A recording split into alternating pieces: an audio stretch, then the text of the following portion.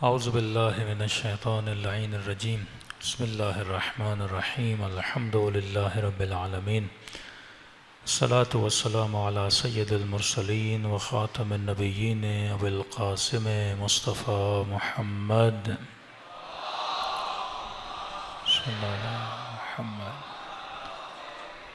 व अला आलि बैतिहि तय्यबीन ताहिरीन अल मासूमीन अम्मा बाद फ़क़द क़ाल सुब्हानहु व तआला फ़ी मुहकम किताबिह बिस्मिल्लाहिर्रहमानिर्रहीम क़ुल ला असअलुकुम अलैहि अजरन इल्लल मवद्दत फ़िल क़ुरबा। सल्लल्लाहु अलैहि मुहम्मद व आला मुहम्मद।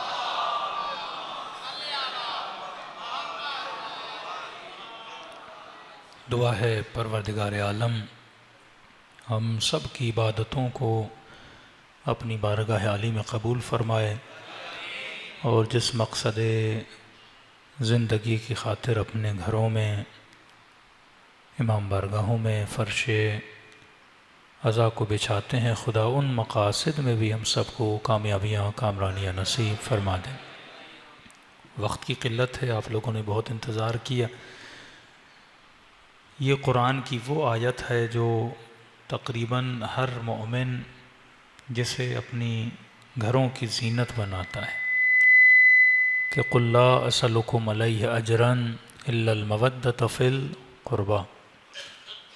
और उस मवद्दत का सबसे बड़ा सबूत यह है कि हम लोग फ़र्श अज़ा इमाम हुसैन पे मौजूद हैं। मोहब्बत एक ऐसी चीज़ है कि जिसे बयान करके बंदा बता नहीं सकता। जिस तरह भूख का एहसास है, जिस तरह प्यास का एहसास है, अब आपको कैसे पता कि एक बंदे को प्यास लगी है? आपको कैसे पता कि एक बंदे को भूख लगी है? भूखे के चेहरे पे नहीं लिखा होता ये भूखा है, प्यासे के माथे पे नहीं लिखा होता ये प्यासा है।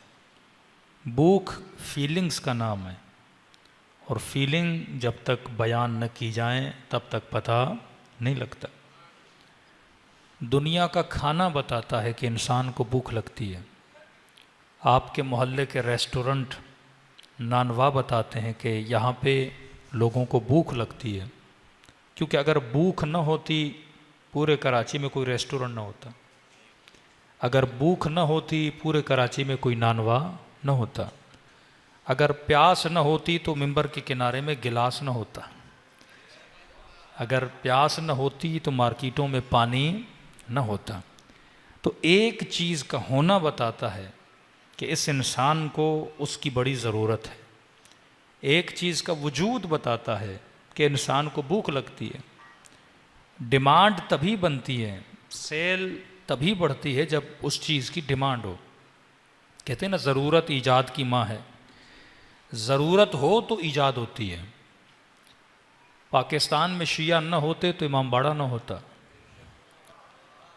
इमाम बाड़े बताते हैं यहाँ हुसैन के चाहने वाले रहते हैं। जिंदाबाद जिंदाबाद, मुर्दाबाद मुर्दाबाद। या तो कई ऐसे एहसास होते हैं जो इंटरनल होते हैं। जब तक बंदा बोले नहीं मुझे भूख लगी, हमें पता नहीं लगता। जब तक मैं बोलूँगा नहीं मुझे प्यास लगी है, तब तक आपको पता नहीं लगेगा। हाँ, ये ज़रूर है कि प्यास जब अपनी शिद्दत को इख्तियार करती है तो फिर उसके असरात इंसान के होंठों पे नमूदार होते हैं। भूख जब शिद्दत को इख्तियार कर जाती है फिर उसके असरात इंसान के वजूद पे मुरतब होते हैं। इसी तरह फरमाते हैं, जैसे भूख है, जैसे प्यास है, इसी तरह दो जज्बे और भी हैं जिनका पता इंसान के चेहरे से नहीं लगता, जिनका पता इंसान की शक्ल से नहीं लगता। एक जज्बा है मोहब्बत का, दूसरा जज्बा है नफ़रत का। मोहब्बत भी आपके चेहरे से नहीं पता लगेगा कि बंदा मुझसे मोहब्बत करता है कि नहीं, वरना इतने चापलूस हैं सियासतदानों के तो सभी कहते हैं हमसे मोहब्बत करते हैं। रसूल ने क्यों फरमाया कि चापलूस बंदे से बचो, क्योंकि वो कहता कुछ है दिल में होता कुछ है। इससे पता चलता है नबी के ज़माने में चापलूस बड़े थे। हाँ, तभी खुदा ने पूरा सूरह मुनाफिकून उतार दिया, क्योंकि बंदे के चेहरे से, बंदे की बातों से नहीं पता लगता था कि ये रसूल के आशिक भी हैं कि नहीं, ये खुदा के आशिक भी हैं कि नहीं। क्योंकि मोहब्बत एक एहसास बातिनी है, एक एहसास ज़ाहिरी नहीं है। मोहब्बत एक एहसास क़ल्बी है, नफ़रत एक एहसास क़ल्बी है। अब मोहब्बत चेहरे पे नहीं होती, मोहब्बत दिल में होती है। नफ़रत चेहरे पे नहीं होती, नफ़रत दिल में होती है। अब जो चीज़ दिल की कुंजी में और तिजोरी में बंद है, उसे खोल के मैं देख नहीं सकता। आपको क्या पता कि मौलाना के दिल में किसकी कितनी मोहब्बत है, मुझे क्या पता कि आपके दिलों में किसकी कितनी मोहब्बत है। तो मोहब्बत एक एहसास बातिनी है, मोहब्बत का पता बड़ी आसानी से नहीं लगता। नफ़रत एक एहसास बातिनी है, नफ़रत का पता बड़ी आसानी से नहीं लगता। तभी रसूल ने फरमाया कि मोमिन और मुनाफिक की निशानी ये है कि अली का जिक्र करके देखो, अगर चेहरे पे मुस्कुराहट आ जाती है तो समझ जाना ये मोमिन का चेहरा है।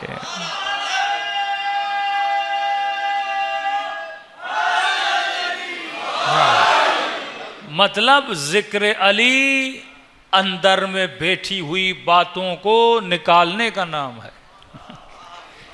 जिक्र अहले बैत जो दिलों के तहखानों में बंदों ने चीज़ें छुपाई होती हैं, उन चीज़ों को क्या कर देता है, जाहिर कर देता है। तो किसी ने किसी से कहा ना कि जनाब हम नाम तो नहीं ले रहे, हम बस इतना कह रहे हैं कि अली के दुश्मनों पे लानत, आप नाराज़ क्यों हो जाते हो? हम तो सिर्फ इतना कहते हैं कि सैयदा के कातिलों पे लानत, आप नाराज़ क्यों हो जाते हो? हम तो सिर्फ इतना कहते हैं कि हसन के दुश्मनों पे लानत, फिर आप नाराज़ क्यों हो जाते हो? कि आपकी नाराज़गी बताती है कि दिल में कुछ है, ज़बान पे कुछ है। क्योंकि मोहब्बत एक एहसास बातिनी है, नफ़रत एक एहसास बातिनी है। उनको भी पता है कि आपके दिल में क्या है, और आपको भी पता है कि उनके दिलों में क्या है। ये मुनाफिकत है कि बंदा जाहिर नहीं कर पाता कि मेरे दिल में क्या है। तभी फरमाया कि ये एहसास बातिनी जो है, इस एहसास का पता जाहिर में चलता है। अब देखिए, ये जो इजहार मोहब्बत है, इस इजहार करने के दो तरीक़े हैं। एक मरतबा आप अपने वालिद से बड़ा प्यार करते हो, आप अपने बेटे से बड़ा प्यार करते हो, शोहर ज़ौजा से प्यार करता है। अब इस प्यार का एहसास का पता कैसे लगेगा? एक होता है फिज़िकल पता, मसलन वालिद से बड़ा प्यार है। अब वालिद को कैसे पता चले कि बेटा मुझसे बड़ा प्यार करता है? 4 बेटे हैं, किस बेटे को मुझसे ज़्यादा प्यार है? तो उस बेटे के फिज़िकल एहसास से पता लगेगा कि वो बाप से कितना प्यार करता है। मसलन बाप के हाथों को बोसा देता है, बाप थका हुआ है उसके टांगों को दबाता है, बाप को किसी चीज़ की ज़रूरत है डॉक्टर के पास ले जाता है, माँ का बड़ा ख्याल करता है। भाई भाई से प्यार करेगा तो कर्जमंद हो जाए उसकी मदद करेगा, तंगदस्त हो जाए उसकी मदद करेगा, बीमार हो जाए उसको अपने घर में लाएगा, उसकी तीमारदारी करेगा। अब वो माली मदद भी है, अब कुछ भी नहीं है, बंदा किसी के दिल के दर्द को निकालने के लिए 1 घंटा अपना दे देगा कि भाई जाके इससे बातें करूं ताकि इसका मन बहला रहे। तो फिजिकल मोहब्बत का पता ये चलता है कि कोई आपकी खिदमत करे, कोई आपकी माली मदद करे, कोई आपको गले से लगाए, कोई आपके पाँवों को दबाए, कोई इज़हार मोहब्बत में आपके हाथ का बोसा ले ले, तो पता लगता है कि बंदा आपसे कितनी मोहब्बत करता है। तो एक मोहब्बत का इजहार यह है कि बंदा ज़ाहिरी इजहार करता है। दूसरा इजहार यह है कि बाप दुनिया से चला गया, माँ दुनिया से चली गई, अब माँ तो नहीं है जाके पाँव दबाओ, अब बाप तो नहीं है जाके पाँव दबाओ, अब वालिद तो नहीं है जाके उसके हाथों को बोसा दोगे, अब वो तो है नहीं कि उसकी जाके खिदमत करो और तीमारदारी करो। तो दूसरा तरीका यह है, बाप फिजिकल मौजूद नहीं है, अब बंदा मसलन उस इज़हार मोहब्बत के लिए क्या करता है, हफ्ते में 1 बार वालिद की कब्र पे चला जाएगा, हफ्ते में 1 बार वालिद के लिए 2 रकत नमाज पढ़ लेगा, उसकी क़ज़ा नमाजों को बजा लाएगा, वालिद के लिए मजलिस तरहीम को रख देगा, मौलाना को चिट्ठी देगा वालिद के लिए फातिहा करवा दें। अब ये इसकी पाबंदी बताती है कि इसको बाप से बड़ा प्यार है, बाप की तरोतमीज़ कब्र बना देगा। अब लोग देखेंगे हर हफ्ता कब्र पे आने वाला, बाप की कब्र पे बैठने वाला, बाप के लिए फातिहा पढ़ने वाला, वालिद के लिए मजलिस करवाने वाला। अब ये फिजिकल कनेक्शन नहीं है, इसकी मोहब्बत बता रही है कि ये बाप से कैसे मोहब्बत करता है। तो अहले बैत के साथ भी ताल्लुक़ दो तरह के बनते हैं। एक ताल्लुक़ फिजिकल बनता है, अगर अली मौजूद हो तो सलमान की तरह अली के हाथों का बोसा अदा कर देंगे। अगर अली मौजूद हो तो अली के घर की चौखट को झाड़ू जा कर देंगे। अगर अली मौजूद हो तो फिजा की तरह सैयदा की मदद करते हुए नजर आएंगे। अगर अली मौजूद हो तो कंबर की तरह अली के दर की नौकरी करते हुए नजर आएंगे। मीस में तमार की तरह अली की खिदमत करते हुए नजर आएंगे। लेकिन सवाल यह है कि अगर अली मुझे नजर न आए, आज भाई मैंने इजहार मोहब्बत करना है, कहां जाऊं मौला के पांव दबाने, कहां जाऊं अली के चेहरे का बोसा लेने, कहां जाऊं अली के सीने से अपना सीना लगाने, कहां जाऊं अली के कदमों में अपने सर को गिराने के लिए। अब मौला तो जाहिरन मेरे सामने नहीं है, तो दूसरा इजहार यह है, अनफिजिकल मोहब्बत का इजहार यह है कि मौला आप नहीं हो तो क्या हुआ, हर वो महफिल जहां आपका जिक्र होगा वहां बैठ के आपका जिक्र सुनूंगा।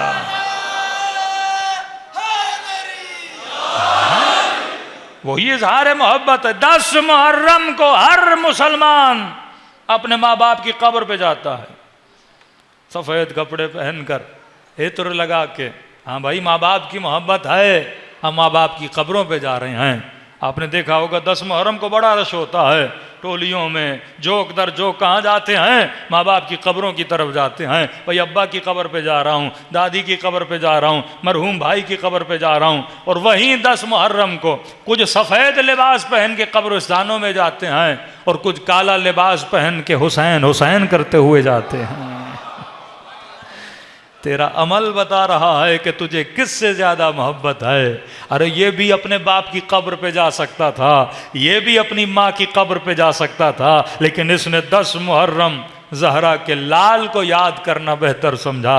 इसने 10 मुहर्रम को हुसैन को याद करना बेहतर समझा, क्योंकि यही अमल बताता है कि मुझे अपनों से ज़्यादा मोहब्बत है या हुसैन से ज़्यादा मोहब्बत है। तो मोहब्बत के इजहार के 2 तरीक़े होते हैं, एक इजहार बातिनी है, एक इजहार ज़ाहिरी है। इजहार ज़ाहिरी फिज़िकल कनेक्शन का नाम है, और इजहार बातिनी है कि जहाँ पर जिक्र हो बंदा बैठ जाए, अपने घरों में मजलिसें करवाना, उनके गम में गिरिया करना, उनकी खुशियों में खुश होना, यह इज़हार बातिन है। जिस तरह मुसलमान अगर मदीने नहीं जा सकता तो ईद मिलादुन नबी मनाता है, शिया करबला नहीं जा सकता तो जिक्र हुसैन मनाता है, गिरिये हुसैन मनाता है। अगर यह हुसैन की जरी तक नहीं जा सकता, यह नाम हुसैन को देख के आंसू बहा लेता है। अगर यह अब्बास के रोजे तक नहीं जा सकता तो यह अलम अब्बास को देखकर अपनी आस को पूरा कर लेता है। यह बिल्कुल इंसान के नेचुरल इफेक्ट है। अब देखिए, माँ का बच्चा जब नहीं होता ना तो माँ उसके कपड़ों को देख के रोती है।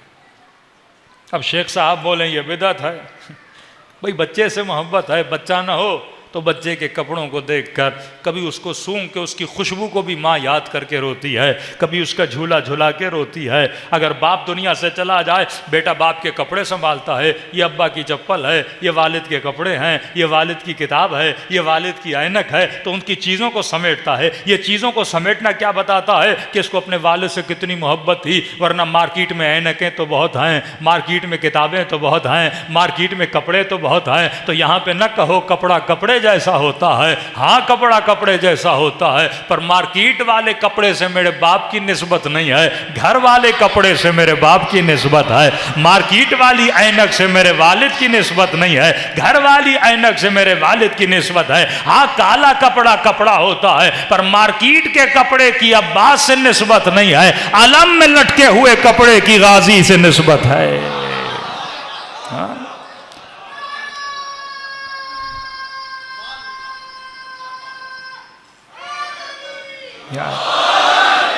ये सारा फितरत का निज़ाम है।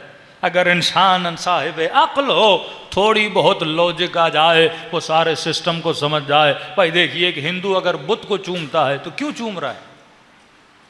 हम लाख रुपए भी मिले बुत को ना चूमे, वो क्यों चूम रहा है? क्योंकि उसकी मोहब्बत है, मोहब्बत चुमवा रही है। अब बुत भी बड़े किस्म के, कोई हाथी बना हुआ, कोई बंदर बना हुआ, कोई सांप बना हुआ, तो कोई किसे चूम रहा है, कोई किसे चूम रहा है। तो आप बोसे को नहीं देखते, आप उसके अकीदे को देखते हो। अल्लाह की दरबार में बोसों की कीमत नहीं है, अकीदे की कीमत है। पत्थर तो पत्थर है ना। हिंदुस्तान का हिंदू अगर बुद्ध को चूमे तो मुफ्ती कहे बेदत है, और मुसलमान अगर हजर अस्वद को चूमे तो कहे सवाब है।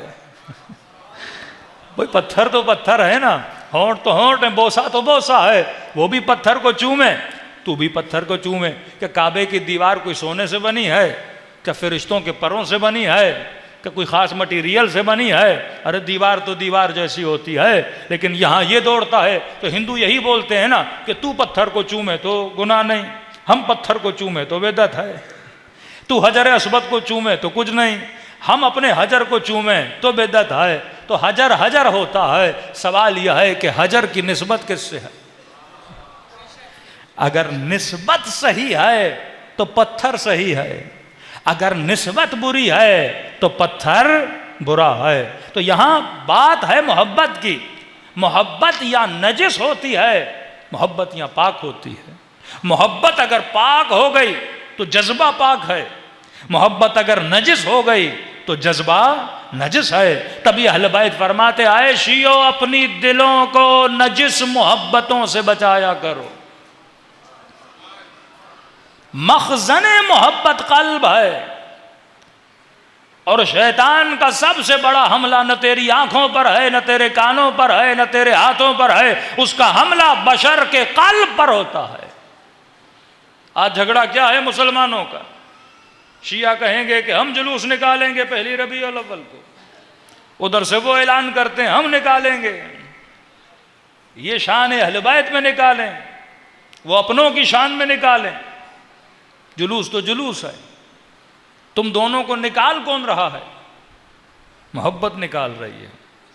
किसी को हुसैन की मोहब्बत रोड पे लाती है, किसी को यजीद की मोहब्बत रोड पे लाती है। भाई तलवार तो तलवार है,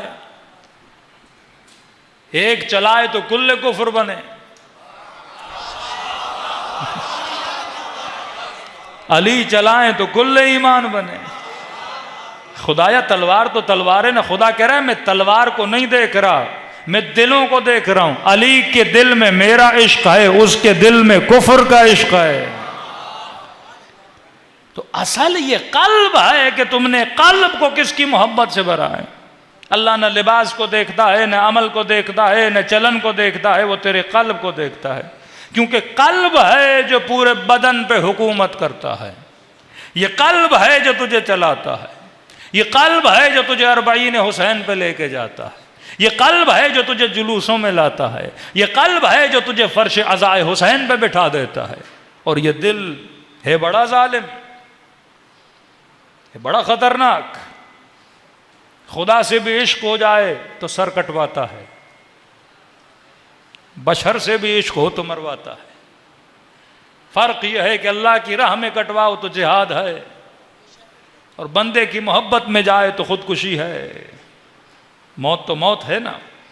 अक्सर जो कम्युनिस्ट हैं वो यही सवाल करते हैं, कहते तुम अल्लाह की राह में जाके जो जान दे रहे हो वो भी एक तरह की खुदकुशी है ना। बंदे को पता है मैदान में जा रहा हूँ, जिहाद का मैदान है, सामने गोलियां हैं, टैंके हैं, बम हैं, सीधा है जाऊँगा मरूंगा बचूंगा तो नहीं। कहा नहीं, शहीद के खून के कतरे कतरे पर अल्लाह हज़ारों मलाइकों को खल करता है। तेरे इस्तिक़बाल के लिए मलाइकतुल्लाह खड़े होते हैं। और दूसरा बंदा भी मरने जा रहा है दुनिया की मोहब्बत में, का ये खुदकुशी है, ये मरेगा सीधा जहन्नुम में। तो अल्लाह मरना नहीं देख रहा, मोहब्बत देख रहा है कि मरना किसकी मोहब्बत में है। कमन माता अला हुब्बे आले मोहम्मद माता शहीदा, जो इनकी मोहब्बत में मर जाए वो शहीद होके मर गया। हाँ? ये सारा चक्कर मोहब्बत का है। ये शिया सुन्नी की तकसीम क्यों बनी? मोहब्बत। अली से मोहब्बत बढ़ी तो बंदा शिया बना, खलीफे से मोहब्बत बनी तो बंदा सुन्नी बना। मोहब्बत ही तो है ना। आप कहते हो अली पहले पे, वो कहते फलां पहले पे, ये चक्कर सारा मोहब्बत का है। तो ये जो बिल बनाए जा रहे हैं तो इनको ये सोचना चाहिए कि बिल बनाने से तुम किसी की मोहब्बत तो नहीं निकाल सकते ना। जबानों को रोकोगे, जबान से क्या है, असल तो दिल है ना। न दुनिया का कोई डॉक्टर है, न दुनिया की कोई एजेंसी है जो दिलों से मोहब्बत निकाले।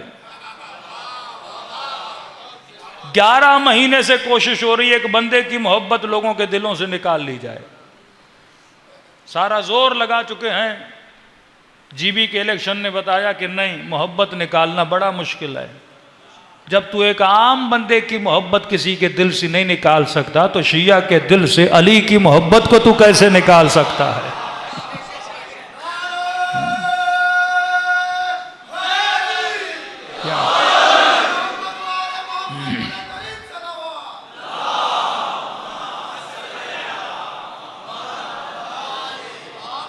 क्योंकि यहां बात राइट और रॉन्ग की नहीं है। अब भाई कोई आशिक है यजीद है, रॉन्ग मोहब्बत है, इसे भी निकालना बड़ा मुश्किल हो जाता है बाज़ औक़ात। एक के दिल में रहे कि हुकूमत की मोहब्बत है, हुसैन समझा रहे हैं इब्ने साद नहीं मिलेगी, नहीं समझ रहा, दिल पे गालिब आ चुकी है। रॉन्ग और राइट को निकालना इतना मुश्किल है। और जिस शिया को पता है कि राइट क्या है, रॉन्ग क्या है, जिसकी मोहब्बत सच्ची भी है, सादिक भी है, ये तो उससे मोहब्बत करते हैं जिससे खुदा मोहब्बत करता है।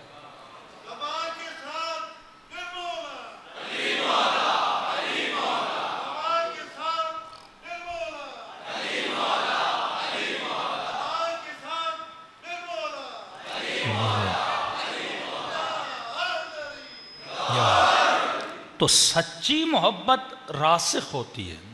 फिर आप कहोगे मौलाना फिर दोनों मोहब्बतों में फ़र्क क्या हुआ, बातिल की मोहब्बत और हक़ की मोहब्बत? हाँ, बातिल की मोहब्बत रासिख नहीं होती, शराब होती है।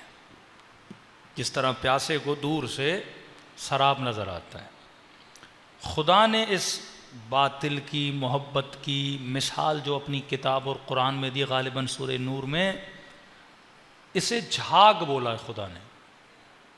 का बातिल क्या है? झाग। ख़वातीन कपड़े धोती हैं तो पानी होता है नीचे, ऊपर क्या होती है? झाग।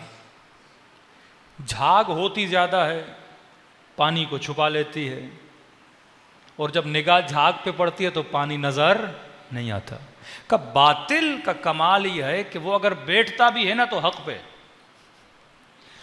उसे बैठने के लिए भी कोई और जगह नहीं मिलती। बातिल अगर बैठता भी है तो कहाँ पर? हक़ पे। मतलब बैठता भी है तो उसकी सीट पे बैठता है जिसे बैठने का हक़ है।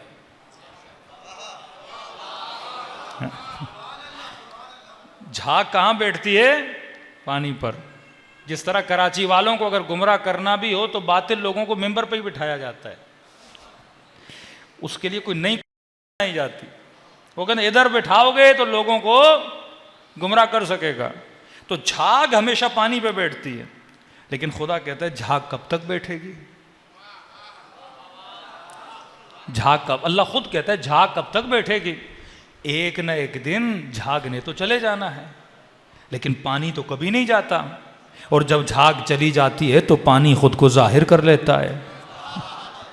कद दुनिया की झाग ने कितना भी मिंबर रसूल पे बैठना है बैठे, एक दिन तो मेहदी ने तो आना है।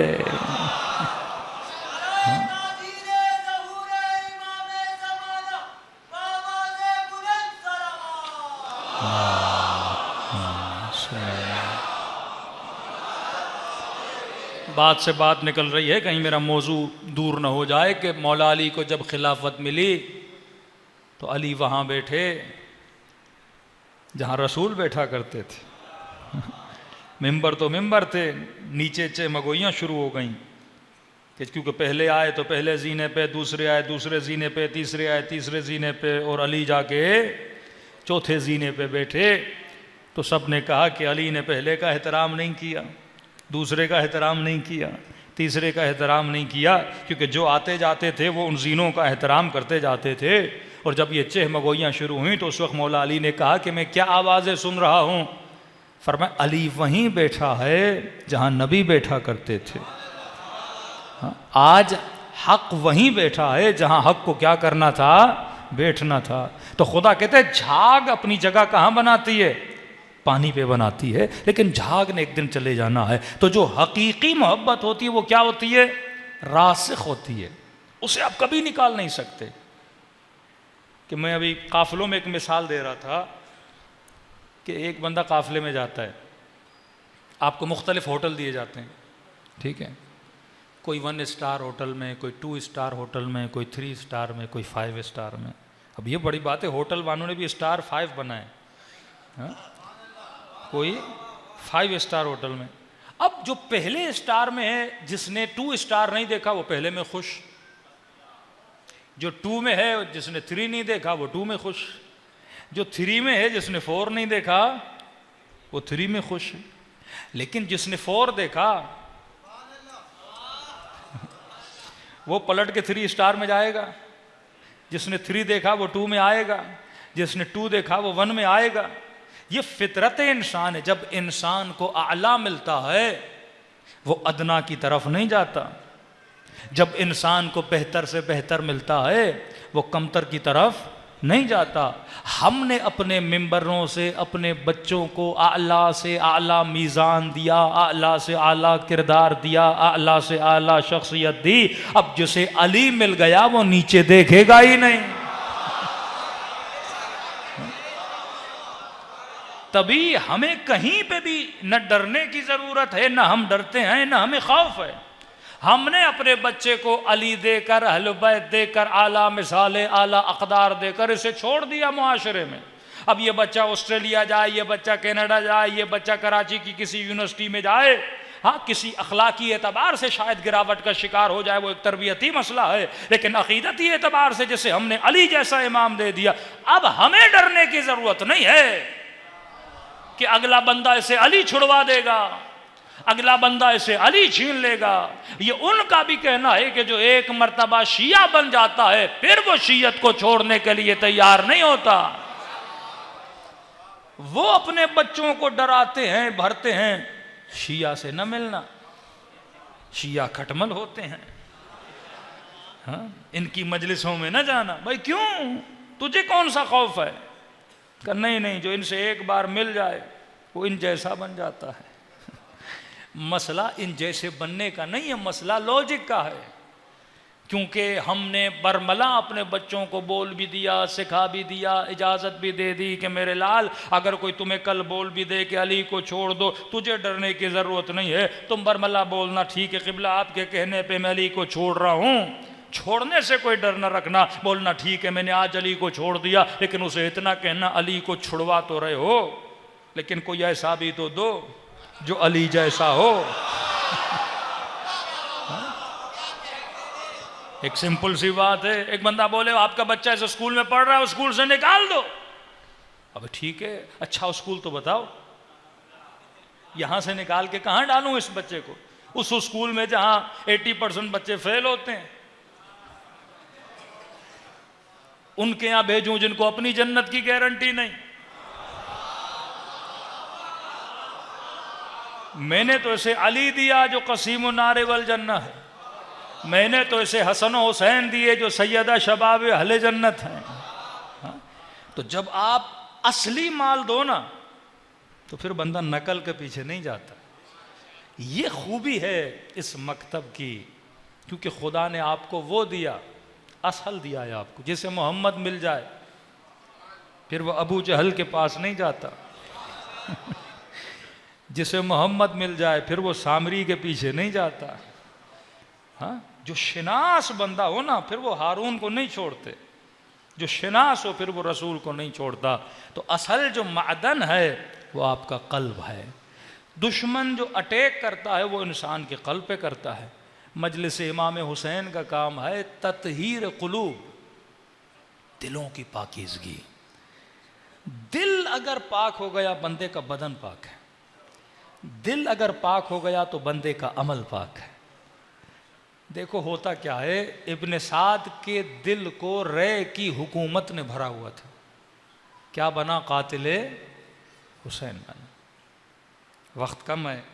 इमाम हसन एक जगह से गुजर रहे थे, क्या देखा? एक मौला का चाहने वाला। अब होता यह था कि मोहब्बत तो करते थे लोग इमाम हसन से। अब मैसम है, कंबर है, सलमान है, अबू ज़र है, मालिक है, शहर भरा हुआ था। अकीदतमंदों का, मोहब्बत करने वालों का। आज भी यही, आपका भाई बोलता है भाई आपसे बड़ी मोहब्बत है, लेकिन कहीं ना कहीं पैसे का मामला आता है, डंडी मार देता है। होता है ना, कहता ऐसा नहीं कि उसे आपसे मोहब्बत नहीं, पैसे से ज़्यादा है, डंडी मार लेता है। मौलाना आपसे बड़ी अकीदत है। पहले तो लोग दूसरों को चूना लगाते थे, इस 40 में हमें चूना लग गया। हाँ? कि मौलाना भाई का मसला है, ज़ियारत पे जाना है, और उन्होंने मौलवी साहब को भी नहीं छोड़ा। अब मैंने कहा ये लोग चोरियां करके इमाम हुसैन की ज़ियारत पे जा रहे हैं, ये बंदा शिनास नहीं है, क्योंकि दिल में हुसैन की मोहब्बत है। ये नहीं कि नहीं, अगर नहीं होती इतना झूठ न बोलता, चोरी न करता, जा रहा है करबला, मोहब्बत हुसैन है, लेकिन फिर माल की मोहब्बत ज़्यादा हो गई है। ये टकराव होता है। मासू फरमाते मसलन ये गिलास है कल्ब, अब फरमाते इसमें पाक पानी डाल, नजिस डालेगा वो पाक को भी क्या कर देगा, नजिस कर देगा। अगर हुसैन की मोहब्बत तुमने अपने दिल के गिलास में डाली है, इसमें शिमर की मोहब्बत को ना डाल। अगर हुसैन की मोहब्बत इस गिलास में डाली है, माल की मोहब्बत इसमें न डाल। अगर हुसैन की मोहब्बत डाली है, फिर शहवत की मोहब्बत इतनी नहीं होनी चाहिए। हाँ, वो सारी मोहब्बतें, माल हो, शहवत हो, शिकम हो, गाड़ी है, घर है, औलाद है, वो सारी मोहब्बतें इस साये की मोहब्बत में होनी चाहिए। ऐसा नहीं कि जनाब हुजूर को अपने बेटों से मोहब्बत नहीं थी पर अली से ज़्यादा थी। ऐसा नहीं कि मैसम तम्मार को बदन से मोहब्बत नहीं थी पर अली से ज़्यादा थी। तो कल्ब को पाक बना, तेरा अमल क्या हो जाएगा, पाक हो जाए। कल्ब मखज़न अमल है। मौला हसन गुजर रहे थे, आशिक इमाम हसन, क्या देखा इमाम ने, एक खराबा, रात का अंधेरा, सामने दीवार, इसके हाथ में तीर कमान, आसमान को देख रहा है, तीर को देख रहा है, तीर को खींचा हुआ है और दीवार पर लगाना चाह रहा है। अब आप कोई ऐसा बंदा देंगे रात के अंधेरे में दीवारों पे तीर लगा रहा है, तो आप कहोगे मेंटल आदमी है कि रात को दीवारों को तीर लगा रहा है।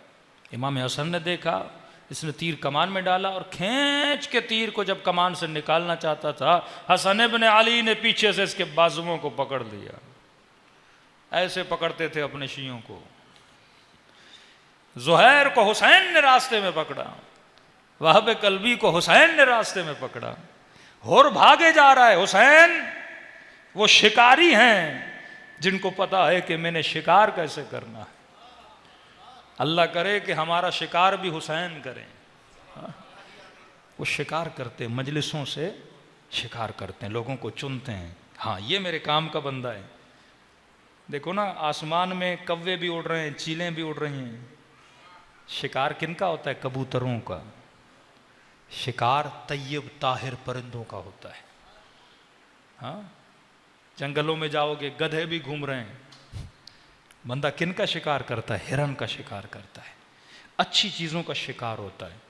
अहल बैत भी मजलिसों में आते हैं, सबका शिकार नहीं करते, वो पाक दिलों को देखते हैं।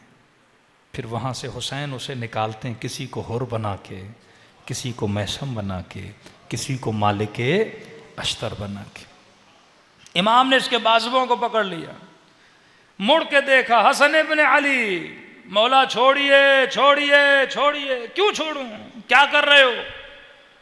कि मौला एक सितारा शिनास है, नजूमी, उसने कहा है कि 100 साल के बाद आसमान में 2 सितारे मिलते हैं, और जब ये सितारे आपस में मिल जाएं, उस वक्त तीर को कमान में डाला जाए और तीर को दीवार पे लगाया जाए तो पूरी दीवार सोने की। मौला इतना मैंने इंतज़ार किया, मेरी किस्मत आई, ये सितारे मेरी ज़िंदगी में मिले। मौला मैं गरीब हूँ, मैं अमीर बन जाऊँ, मैं करोड़पति बन जाऊँ। इमाम ने पकड़े रखा, यहाँ तक कि सितारे अलग हो गए। कि मौला हसन, आप मेरे दोस्त हों या दुश्मन, मुझे करोड़पति बनने से आपने रोक लिया। इमाम ने कहा 100 साल बाद मिलते हैं। जी मौला, मैंने इतना इंतज़ार किया, सालों इंतज़ार किया है, एक लम्हा था मौला मैं करोड़पति बन जाता। इमाम ने कहा तीरों कमान उठा। इसने तीरों कमान उठाया, कद खींच तीर को। का इसने जैसे कमान में डाल के तीर को खींचा, अचानक आसमान में देखा सितारे मिले हुए थे। का मौला मोजज़ा हो गया, करिश्मा हो गया, जो 1000 साल के बाद मिलते हैं और आपस में फिर मिल गए। का मौला मैं तो बड़ा खुश नसीब हूं, उसने फिर तीर को दीवार पे लगाना चाहा, हसन ने फिर बाजुओं को रोक लिया। मौला क्या कर रहे हैं, मुझे करोड़पति अरबपति बनने से रोक रहे हैं, ये तो मोजज़ा हो गया। सितारे मिले और जैसे मौला ने रोका ना, सितारे फिर जुदा हो गए। रोने लगा, मौला मैं गरीब हूं, क्या कर रहे हैं। इमाम ने कहा फिर तीरों कमान उठा, फिर कहा कि तीर को खींचना शुरू कर। कहा अब जैसे खींचा फिर देखा सितारे मिल गए। कहा मौला ये तो तीसरी मर्तबा मोजज़ा हुआ, हसन ने फिर इसके बाजुओं को पकड़ लिया। परेशान हुआ, मौला आप कर क्या रहे हैं। इमाम ने कहा फिर तीरों कमान उठा। हसन इसे कुछ समझाना चाह रहे हैं, ये बंदे खुदा समझ नहीं पा रहा। कहता अब जब चौथी मर्तबा तीरों कमान उठाया और इमाम ने कहा खींच, का जैसे हसन कहते थे ना खींच, वैसे सितारे मिलना शुरू हो जाते थे। का ये कोई मोजज़ा नहीं था, ये हसन के कहने पे सितारे मिल रहे थे। अब कहता मामला में समझ गया। अब मैंने कहा मौला आप जैसे कहते हैं ना खींचो, सितारे मिलना शुरू हो जाते हैं। मौला ये तो मोजज़ा हो गया। अब मैंने तीर छोड़ना चाहा, हसन ने फिर बाजू पकड़ लिए। 5वीं मर्तबा कहा तीरों कमान उठा। कहता अब इमाम ने कहा ना खींच। कहता अब खींच रहा था, सितारों को देख रहा था, खींच रहा था, सितारों को देख रहा था। अब हसन तो कह रहे थे खींच, लेकिन सितारे मिल नहीं रहे थे। मैंने पूरा तीर को खींच दिया। मैंने कहा मौला अब नहीं होने वाला, ये बार बार नहीं होता। 3 बार हुआ, मौला मैंने देखा आप कहते थे खींच, सितारे मिल जाते थे। इमाम ने कहा सितारों को छोड़, तो तीर को कमान से रिहा कर। का सितारों को छोड़ दे तो तीर को कमान से। कहा मौला वो नहीं मिले, ये सोने की कैसे बनेगी। कहा मैं कहता हूं ना तीर को छोड़। का जैसे तीर कमान से निकला और दीवार पे लगा, दीवार सोने की बन गई। का हम सोना बनाने के लिए सितारों के मोहताज नहीं है। का हम जब कहें कायनात को सोना बना दें। अल्लाहुम्मा सल्ली अला मुहम्मद। का मौला इतनी करामत है फिर भी ऐसी जिंदगी। कहा हम यहां सोना जमा करने के लिए थोड़ी आए हैं। जब आपकी दीद बदलेगी, जब आपके देखने का अंदाज बदलेगा, तब जिंदगी गुजारने का अंदाज बदलेगा। कहते मौलाना इमाम हुसैन की मारिफत। मारिफत भाई मारिफत कैसे आएगी। मारिफत तब आएगी जब दुनिया को हुसैन की आंखों से देखो। हम लेते तो नाम हुसैन है, लेकिन अगर मैं दज्जाल की आंख से दुनिया को देखूं तो मुझे दुनिया वैसी नजर आएगी जैसी शिमर को नजर आ रही थी। अहले बैत का काम यह है तेरी आंखों पे लगी हुई ऐनकों को उतारे। आज सारा मजमा मुझे देख रहा है, मैं मजमे को देख रहा हूँ। मार्केट में ऐनकें मिलती है ना, लाल ऐनक, सब्ज़ ऐनक, कलर वाली ऐनकें मिलती हैं। अगर सारा मजमा लाल ऐनक पहन ले तो उसे सारा मंजर क्या नज़र आएगा, लाल नज़र आएगा। अगर मैं ब्लैक ऐनक पहन लूँ, सूरज की वजह से लोग पहनते हैं, तो पूरी दुनिया क्या नज़र आती है, डार्क नज़र आती है। यही ऐनक उतारने के लिए हुसैन तुझे अपनी मजलिस में बुलाते हैं कि तू दुनिया को अली की निगाह से देख, तो मच्छर के पर के बराबर भी नहीं। तू दुनिया को हुसैन की निगाह से देख, तो अली की जूती तुझे ज्यादा कीमती लगेगी। तू दुनिया को कासिम की निगाह से देख। 14 साल का है हसन का बेटा। का कासिम तेरे लिए मौत कैसी है। फरमाए चचा अहला मिनल असल, शहद से ज़्यादा मीठी है। मुझे समझ नहीं आता एक 14 साल के बच्चे के लिए मौत का मफहूम इतना बड़ा कि कहे चचा शहद से ज़्यादा मीठी है। खैमे में अपने रुफ़क़ा को बुलाया इमाम हुसैन। जब दिया बुझाया ना और कहा जिसे जाना है चला जाए, जिसे रुकना है रुक जाए। कई लोग उठ के गए। चिराग क्यों बुझाया? ताकि जाते हुए इनको शर्मिंदगी न हो। और जब जलाया तो जिनको बैठना था वो बैठ गए। अब इमाम हुसैन ने कहा कि मैंने अपनी बैअत तुम सबसे उठा ली, तुम लोगों ने बैठकर हुज्जत तमाम की। अब अगर तुम सब भी छोड़ के चले जाओ, अभी से मैं जन्नत की बिशारत दे रहा हूं, क्योंकि तू बैठे रहे, अभी से जन्नत की बिशारत दे रहा हूं कि चले जाओ, जान माफ है, हर चीज माफ है। क्या कहने लगे? जो एक बार मारिफत हासिल कर ले वो कभी नहीं छोड़ता ना। फिर जब आपको पता चल जाए ये हक है। देखो ज़मीन पे भी दुनिया लोग रहते हैं, लोग चांद पे भी जा रहे हैं।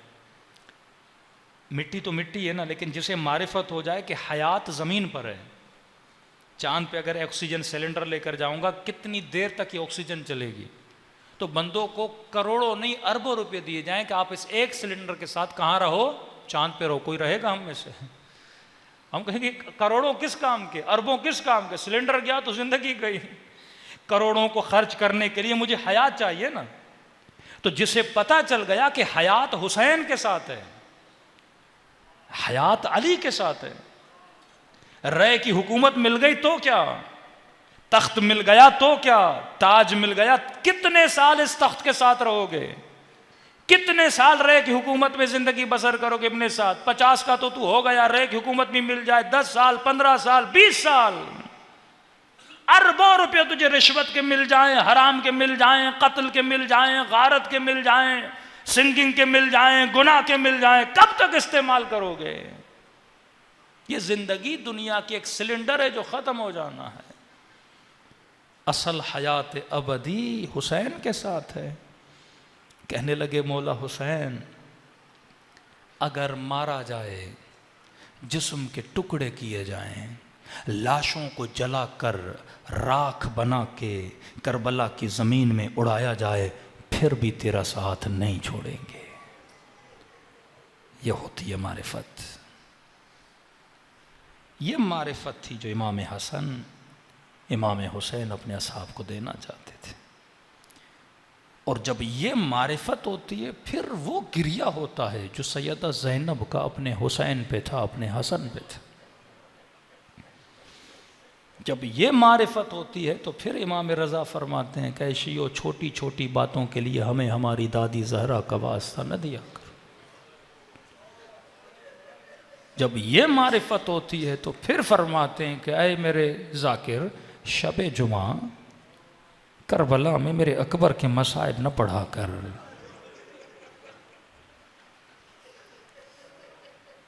कई लोग ऐसे सवाल आके करते हैं, शायद सुनने वाले को लगे कि इसमें तौहीन है। तौहीन नहीं होती। लोगों के जहन में एक सवाल जन्म लेता है, सवाल करना लोगों का हक है, जवाब देना हमारा हक है। किसी ने कहा, मौलाना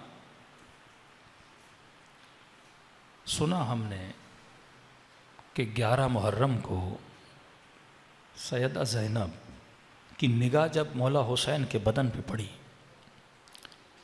तो बीबी ने खुद को ऊँटनी से नीचे गिरा दिया। मैंने कहा जी, कहा मुझे नहीं लगता बीबी ने ऐसा किया होगा। मैंने कहा क्यों? कहा हमारे पारा चनार में 2006-07 में हमारे जवानों को काट काट के प्लास्टिक की शोपरों में डाल के बहनों और माओं की तरफ भेजा गया था, जिससे दरख्त काटते हैं ना, का टांगे काटी, आज़ा काटे। का हमारी माओं ने भी ऐसा नहीं किया। का सैयदा ज़ैनब का ये रिएक्शन सब्र के खिलाफ है। अली की बेटी, फातिमा तो ज़हरा की बेटी, वो भाई के लाशे को देख के इतना सख्त रिएक्शन दे। देखो, मातम करना, गिरिया करना, सर पीटना, कहते ये समझ आता है, लेकिन ऊंट की ऊंचाई से बंधे हुए हाथों के साथ खुद को नीचे गिराना, मैंने कहा आप सही कह रहे हैं। ये बीबी ज़ैनब की शख्सियत और शान से ये बात मिलती नहीं है। लेकिन मैंने कहा गलती कर रहे हो का कौन सी? मैंने कहा निगाह में गलती कर रहे हो का क्या मतलब? मैंने कहा वो जो पारा चनार में एक बहन के भाई का लाशा आया था ना, मैंने कहा वो भाई था। ज़ैनब भाई को देखकर नहीं गिर रही, भाई के लाशे को देखकर बीबी का ये रिएक्शन देना नहीं बनता। सही कह रहे हो। मैंने कहा ज़ैनब अपने इमाम ज़माना को देखकर, एक हिंदू भी जनाब अली असगर पे रोता है, लेकिन हिंदू को पता नहीं कि असगर क्या है।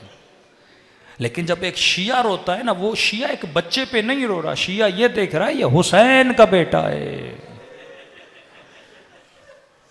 इमाम ज़माना के बदन पे घोड़े दौड़ाए जाएं, ये मुसीबत कुबरा है ज़ैनब के लिए। तेरे की मस्जिद टूटे ये भी मुसीबत है, लेकिन खाने खुदा की दीवार को गिराया जाए ये मुसीबत कुबरा है।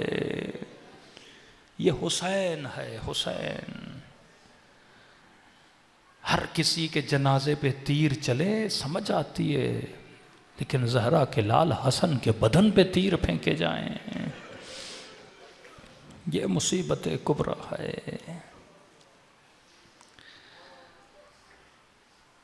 कि कहा कि शेमर हर गुनाह की माफ़ी है, हुसैन के कत्ल की माफ़ी नहीं है। ज़िबाह करना इमाम के गला इसके गुनाह की माफ़ी नहीं है। वक्त है, मुझसे दूर खड़ा हो जा, बदन से इतना खून बह रहा है शेमर, मेरी रूह खुद परवाज कर जाएगी, लेकिन अपने हाथों को मेरे कत्ल से रंगीन न कर, ये गुनाह कबीरा है। न समझा। इस गुनाह से रोकने के लिए हुसैन ने तहद आखिर कोशिश की कि ये इस गुनाह में न मुब्तला हो। कहते आखिर में इसने हुसैन के गले पे छुरी चलाई। फरमाते हैं फिर इमाम हुसैन ने एक मोजज़ा दिखलाया। जब छुरी चला रहा था, गले हुसैन को छुरी काट नहीं रही थी। इस लई ने कहा हुसैन ये गला कटता क्यों नहीं? का शिमर ये वो जगह है जहां अम्मा जहरा बोसा दिया करती थी, ये वो जगह है जहां रसूल बोसा दिया करते थे। मैंने कहीं पे पढ़ा, इमाम हुसैन ने मोजज़ा दिखलाया कि ये वो जगह है जहां अम्मा जहरा बोसा देती थी। तो किसी ने कहा मौलाना अगर ऐसा था, मोजज़ा हुआ, फिर गला कैसे कटा? मैंने कहा ज़ियारत नाहिया पढ़। इमाम ज़माना फरमाते मेरा सलाम हो करबला के उस शहीद पे जिसके गले को पीछे से काटा गया।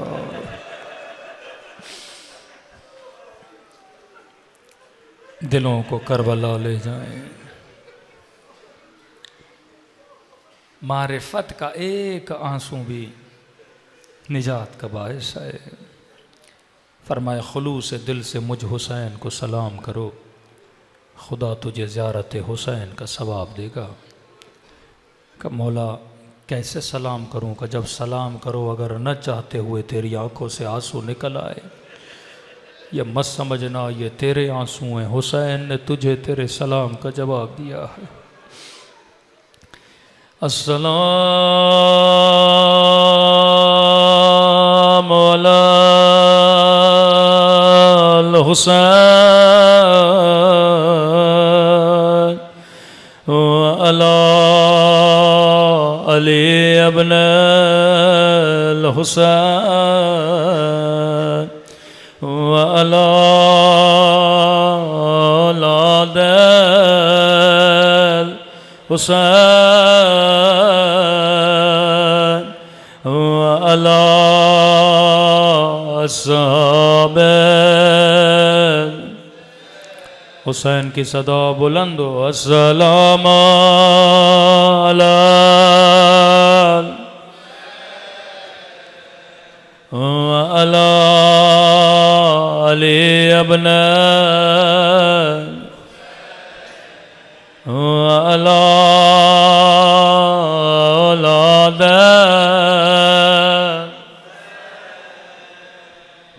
अला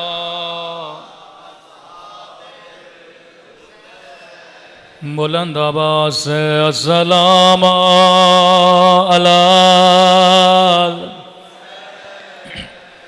वअला आले अबलाल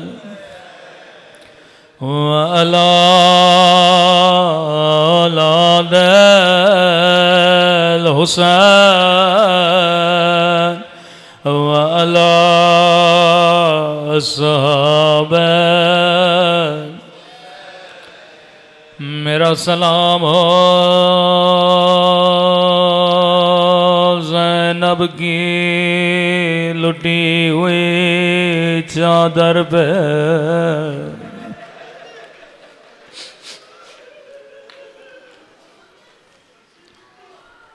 मेरा सलाम हो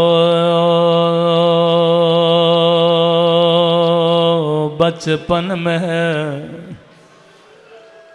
झुकी हुई कमर पे।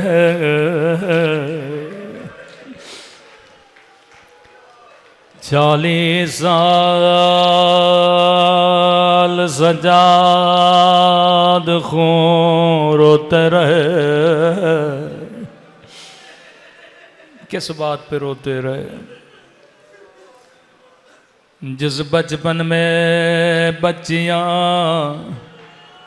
खिलौनों के साथ खेला करती हैं।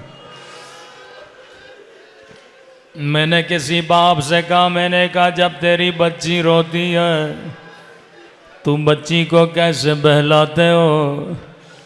कहने लगा मौलाना बच्ची को गुड़िया देता हूँ ताकि रात को गुड़िया के साथ सो जाए।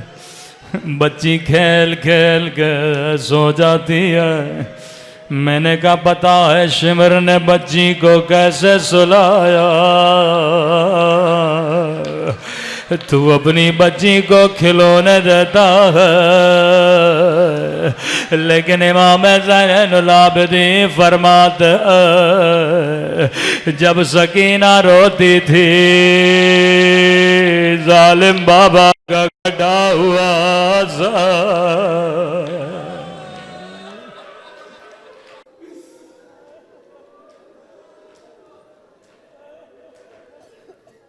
बाबा के सर को गोदी में लिया, रो के कहने लगी मेरे गुलबंदन बाबा जरा आंखें खोलो, जरा मेरे बालों को देखो। बाबा मैंने सुना था दादी ज़हरा के बाल जवानी में सफेद हुए। बाबा मैं तारे की वाहिद बच्ची हूँ ओ जिसके बाल बचपन में सफेद हो गए।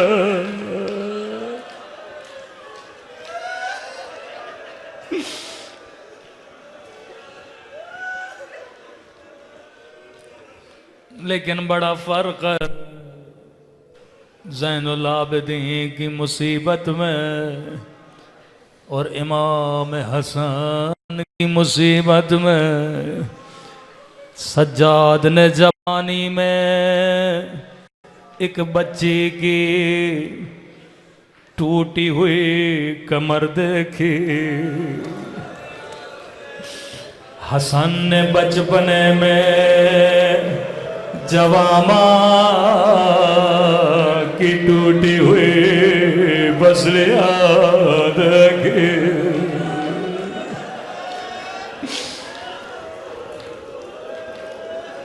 बहन को बंदा फिर भी देख लेता है, लेकिन माँ के जख्मों को देखना बड़ा मुश्किल है। फरमाया ऐसा कह तू मेरे शियों को मेरी असली मुसीबत क्यों नहीं सुनाता? जाकिर ने कहा मौला हसन मैं आपके सारे मसाइल पढ़ता हूँ, आपको जहर मिला, जिगर के टुकड़े तश्त में आ गए। मौला हसन मैंने ये पढ़ा बचपन में आपका बच्चा यतीम हुआ। मौला मैंने शियों को बताया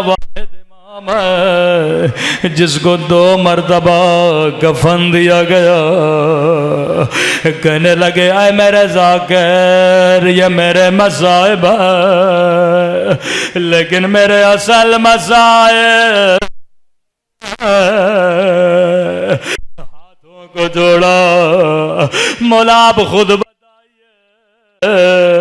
आपके असल मसाइब क्या है?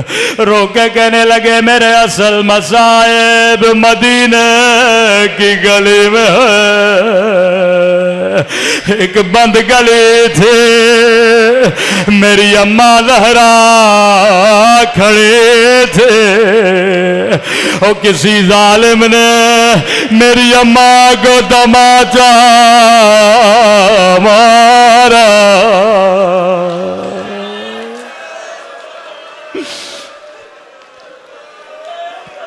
मैंने किसी जवां से कहा जवां, अगर तेरे सामने कोई तेरी माँ को तमाचा मारे क्या करोगे? रोके कहने लगा मौलाना अल्लाह मौत पर ये मंजर कभी न दिखाए, बेटे कभी बर्दाश्त नहीं करते, चाहे बाप भी माँ को तमाचा मारे। अल्लाह जाने हसन ने कैसे बर्दाश्त किया। रोके कहने लगे मैं और हुसैन छोटे थे, मैं फरियादें कर रहा था कोई मेरी अम्मा को बचा ले।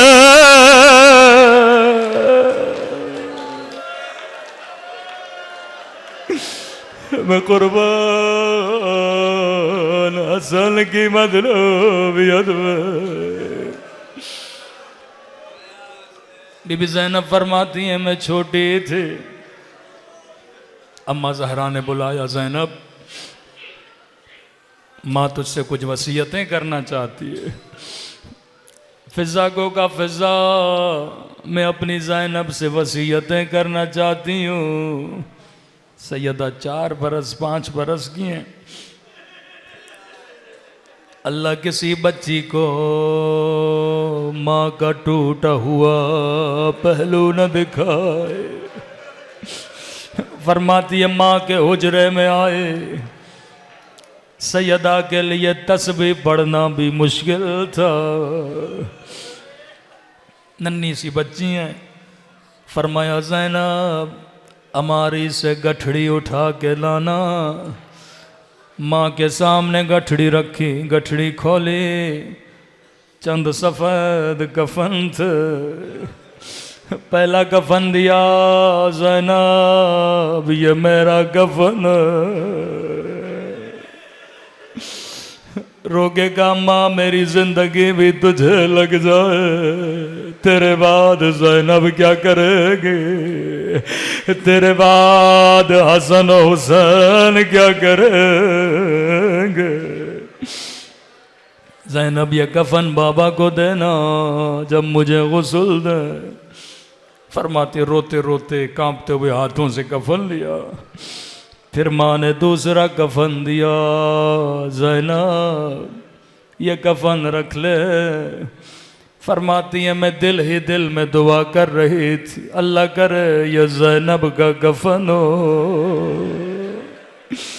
फिर कहने लगी ज़ैनब ये तेरे बाबा ले का कफन। ज़ैनब तेरे बाबा के सर पे ज़रब लगेगी। कम्मा इसका मतलब ज़ैनब जिंदा रहेगी, बाबा चले जाएंगे।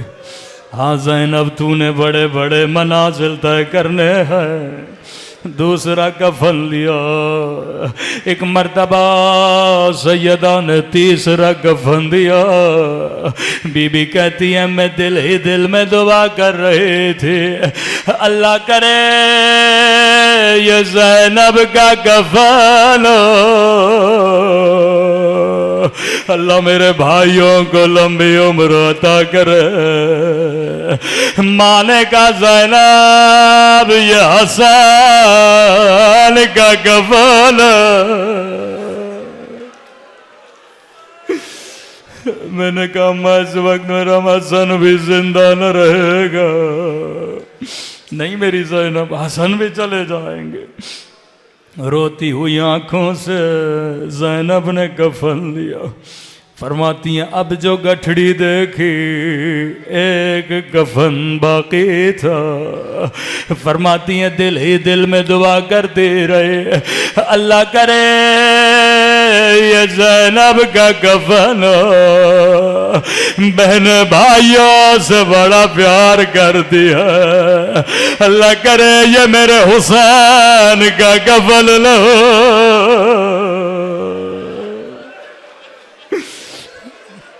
एक मर्तबा माँ ने कफन दिया, रोके का माँ ये किसका कफन है? माँ ने कहा ज़ैनब ये मेरे हसन का कफन है। मैंने कहा माँ हसन के लिए कफन तो दिया। माँ ने कहा ज़ैनब मेरे हसन के जनाजे पे तीर बरसाए जाएंगे, मेरे हसन के जनाजे से तीर निकालना, माँ का दूसरा कफन पहनाना।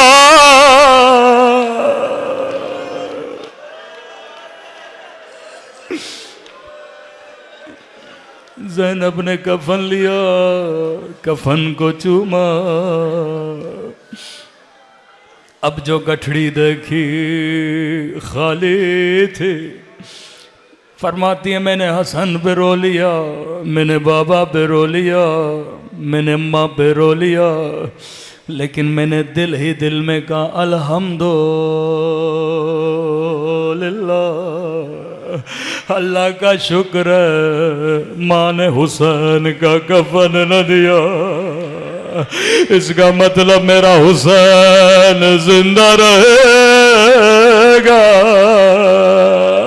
मैं हसन का जनाजा देखूंगे लेकिन हुसैन का जनाजा नहीं देखोगे। कयामत टूट पड़े। एक मर्तबा का ज़ैनब अमारी से सफेद कुर्ता लाना, जैसे कुर्ता लिया, अम्मा ये किसका कुर्ता है? रोके का ज़ैनब ये मेरे हुसैन का कुर्ता है। मैंने कहा अम्मा क्या मेरे हुसैन के लिए कफन नहीं दोगे? रोके का ज़ैनब 3 दिन का प्यासा सरजमीन करबला पे बदन पे घोड़े दौड़ जाएंगे, मेरा हुसैन बेकफन।